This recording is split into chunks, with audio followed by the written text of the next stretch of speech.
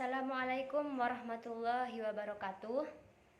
Kami dari kelompok 3 akan memaparkan hasil yang sudah kami diskusikan, yaitu temanya organisasi dan lembaga sektor perkebunan. Sebelumnya, perkenalkan, nama saya Juvita Sari dan teman saya Warna Adi Cahya, dan satu teman saya lagi Muhammad Ridwan.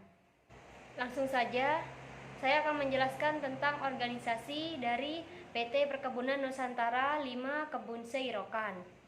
PT Perkebunan Nusantara 5 Kebun Seirokan didirikan pada tahun 1979. PT Perkebunan Nusantara 5 yang bergerak di bidang agrobisnis, khususnya perkebunan kelapa sawit. PT Perkebunan Nusantara 5 Kebun Seirokan didirikan berdasarkan SK, Surat Keputusan Menteri Pertanian Republik Indonesia, nomor 178-UM-3-1979 pada tanggal 17 Maret 1979 dan disetujui oleh Gubernur Riau pada tanggal 28 April 1980 untuk mengembangkan perkebunan kelapa sawit di kawasan transmigrasi dengan membentuk mitra kerja petani dengan pihak perusahaan. Hal ini bertujuan menyukseskan program pemerintah dalam mengentaskan kemiskinan dengan pola usaha perkebunan. Visi PT Perkebunan Nusantara 5 menjadi perusahaan agribisnis terintegrasi yang berkelanjutan dan berwawasan lingkungan. Misi dari PT Perkebunan Nusantara 5: 1. Mengolah agroindustri kelapa sawit dan karet secara efisien bersama mitra untuk kepentingan stakeholder. Yang kedua, penciptaan keunggulan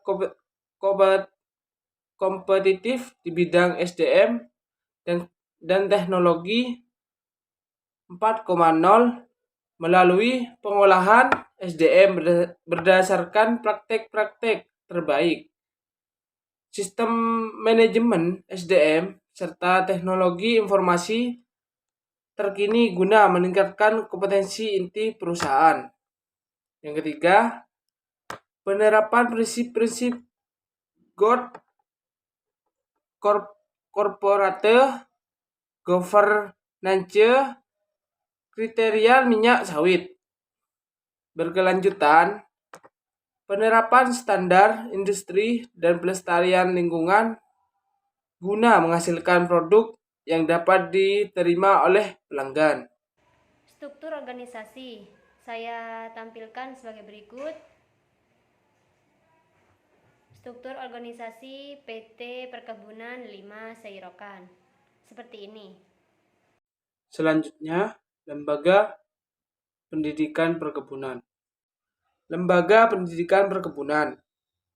Lembaga Pendidikan dan Perkebunan merupakan asosiasi milik BUMN Perkebunan, sebuah lembaga pendidikan yang diperuntukkan bagi karyawan industri perkebunan, berdiri sejak tahun 1950.